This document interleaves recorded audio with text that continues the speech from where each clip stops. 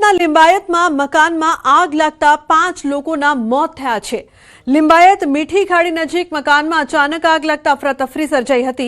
ઘટનાની જાણ થતાં ફાયર વિભાગની ગાડીઓ અને એમ્બ્યુલન્સની ટીમે પહોંચીને બચાવ કામગીરી હાથ ધરી હતી। સ્થાનિકોએ દાવો કર્યો કે ઘરમાં સાડીઓનું કામ ચાલતું હતું, જેથી ઘરમાં સાડીઓ પેક કરવાના ફોર્મ સીટ અને સાડીઓનો જથ્થો રાખવામાં આવ્યો હતો। લીકેજના કારણે ફોર્મ પેપરમાં આગ લાગી હતી, જેના કારણે આખા ઘરમાં ધુમાડો ફેલાયો હતો। કેમિકલવાળા ધુમાડાના કારણે 5 લોકોનું ગુંગળામણથી મોત નીપજ્યું હોવાનો સ્થાનિકોએ દાવો કર્યો છે।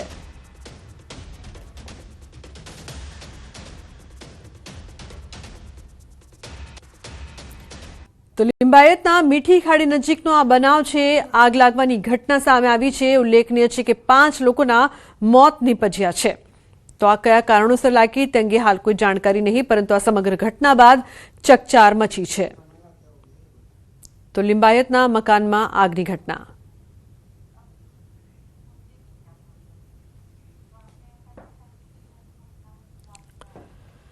पेपर में आग लगी और आग लगने के कारण क्या हो गया, आग आगे लगी थी, लगने के कारण फैमिली डर कर पीछे के रूम में चली गई और अपना दरवाजा गेट बंद कर दिया।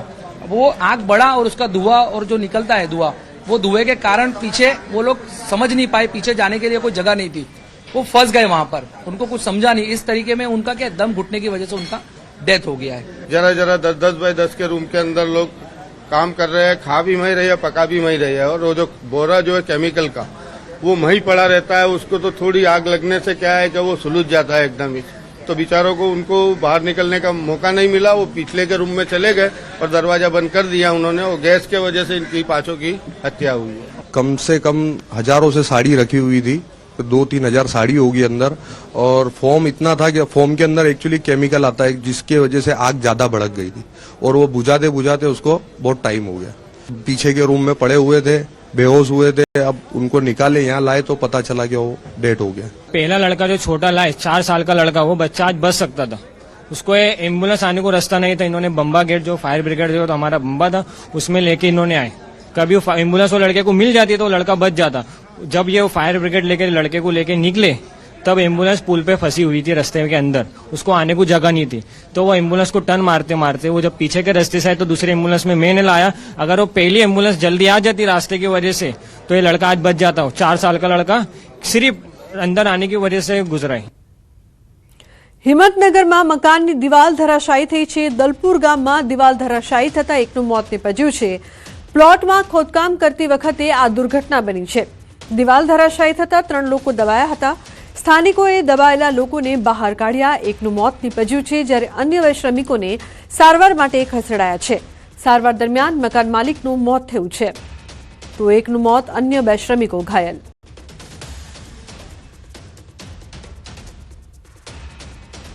વરસાદને લઈને હવામાન વિભાગની આગાહી છે। આજે ભારે પવન સાથે વરસાદની આગાહી કરવામાં આવી છે। સૌરાષ્ટ્ર, કચ્છ અને ઉત્તર ગુજરાતમાં માવઠું પડશે। 2 થી 4 એપ્રિલે પણ કમોસમી વરસાદની આગાહી છે।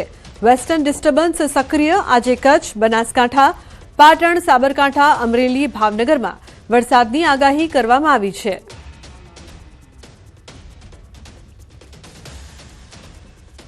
मार्च को और 31 मार्च के बाद 2 अप्रैल, 3 अप्रैल, 4 अप्रैल इसमें हल्की से मध्यम बारिश हम एक्सपेक्ट कर सकते हैं सौराष्ट्र कच्छ में और गुजरात रीजन दोनों में। इसके साथ ही अगर थंडरस्टॉर्म देखें तो झोंकों के साथ और तड़ित के साथ 30 से 40 किलोमीटर की हवा के साथ झोंकों के साथ उम्मीद है कि थंडरस्टॉर्म रहेगा।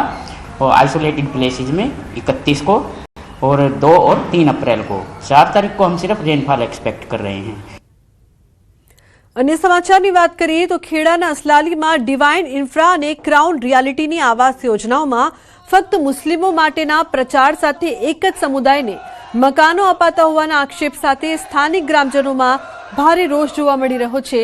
ग्रामजनोए आ बाबतने डेमोग्राफिक चेन्ज और लैंड जेहादनुं षड्यंत्र गणावीने कलेक्टरने आवेदनपत्र पाठव्युं छे, जेमां अमदावादना जुहापुरा અને બાપુનગરની આયોજનબદ્ધ રીતે જમીન મકાન ખરીદવામાં આવતા હોવાની રજૂઆત કરવામાં આવી હતી। આ સાથે વિવાદિત જમીન મામલે તપાસ કરી ખેડામાં તાત્કાલિક અશાંત ધારો લાગુ કરવાની માંગ કરવામાં આવી છે। આ મામલે જો વહીવટી તંત્ર દ્વારા કડક કાર્યવાહી નહીં થાય તો આગામી દિવસોમાં ઉગ્ર આંદોલન કરવાની ચીમકી ઉચ્ચારવામાં આવી છે. ત્યાં આગળ 100% હિન્દુ બહુમતી વિસ્તાર છે અને ત્યાં આગળ જાણી જોઈને આ લોકો અહીં જમીનો લઈને જે માહોલમાં અશાંતિ ફેલાવવા માંગે છે એને અનુલક્ષીને પ્રજાજનો અહીં વિશ્વ હિન્દુ પરિષદના એક પ્રયાસ થકી સજાગ બન્યા છે અને આવનારા સમયમાં આના ઉપર પ્રશાસન કાયદેસર કાર્યવાહી કરે અને ન્યાયિક તપાસ થાય. આ વિષય એક ગંભીર મુદ્દો છે. હવે અહીં આગળ જેમ ખેડા આણંદ જિલ્લાની અંદર વધારેમાં વધારે લેન્ડ જેહાદની પ્રવૃત્તિ ચાલી રહી છે એમ આ લોકો અહીં આગળ પણ આવી અને પછી એ લોકો શાંતિથી રહે ને અશાંતિ ફેલાવા એટલા માટે અમારી માંગ એ હતી કે કલેક્ટર સાહેબ રજૂઆત કરી છે કે ભાઈ અશાંત ધારો લાગુ કરે અને એ જમીન પંચાયતની હતી તો એની પણ તપાસ કરે કે પંચાયતની ગૌચર જમીન કેવી રીતે વેચાણ થાય. ભાવનગરના પાલીતાણામાં શેત્રુંજય પર્વત પર ફરી એક વખત સિંહે યાત્રિકોનો રસ્તો રોક્યો હતો. સિંહ ડુંગર પર રસ્તો ઓળંગતો કેમેરામાં યાત્રીએ કર્યો કેદ. પાલીતાણા શેત્રુંજય પર્વત પર અવારનવાર સિંહ જોવા મળે છે, જો કે વન વિભાગ દ્વારા પણ ડુંગર પર સતત વન્ય પ્રાણીઓની દેખરેખ રખાઈ રહી છે. હાલ સિંહનો વિડીયો સોશિયલ મીડિયામાં ખૂબ જ વાયરલ થઈ રહ્યો છે.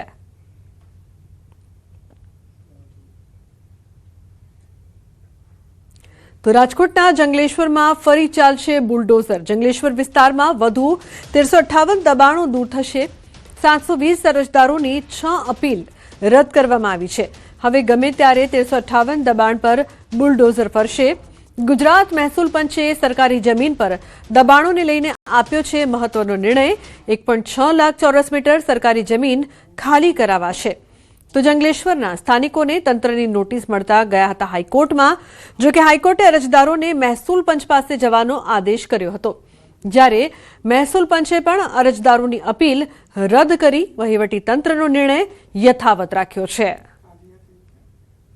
ડિમોલેશન થાય તો અમારી રીતે ક્યાંક વ્યવસ્થા તો કરવી. બાળ બસાવ અમે 10 જણા રહી છીએ ઘરમાં. કેટલા 10 જણા છે. અમારે 10 જણાની વ્યવસ્થા શું કરવી? ગુંડા કરવા વાળા હોય, જે 2 નંબરી હોય એને તો એના કઈક કરો. બીજા અમારા જેવા નિર્દોષ માણસનું શું છે? જંગલેશ્વરમાં હવે ગમે તે સમયે બુલડોઝર છે તે ધણધણી ઉઠશે.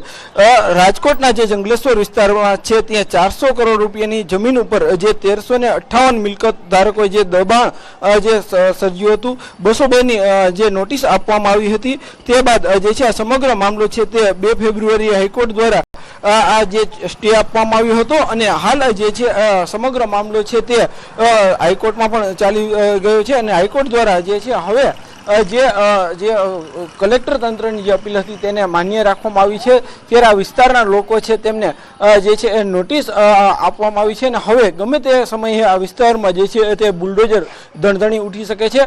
ખાસ કરીને આ પહેલાનું ફેઝ 1માં જે છે 1300 જેટલા મકાનો છે તેના પર જે ડિમોલેશન થયું હતું અને ત્યારબાદ તે મામલો છે તે સમગ્ર રાજ્યમાં પણ ક્યાંક ચર્ચાનું કેન્દ્ર બન્યો હતો. ત્યારે હવે જંગલેશ્વરનો જે બાકી રહેલો વિસ્તાર છે ત્યાં પણ ડિમોલેશન જે છે કોઈ પણ થઈ શકે છે. બીજી તરફ સ્થાનિકોમાં પણ ચિંતાનો માહોલ છે, આક્રોશ પણ જોવા મળી રહ્યો છે અને સ્થાનિકોની વેદના પણ સામે આવી રહી છે.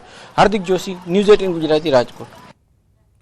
એક એવી લાઇબ્રેરી કે જ્યાં પુસ્તકો નથી પણ છે સાયકલનું ગોડાઉન. છોટાઉદેપુર જિલ્લાના નસવાડીની એસબી સોલંકી વિદ્યા મંદિર હાઈસ્કૂલમાં લાખો રૂપિયાના ખર્ચે બનાવવામાં આવેલી લાઇબ્રેરી આજની તારીખમાં ગોડાઉન બની છે.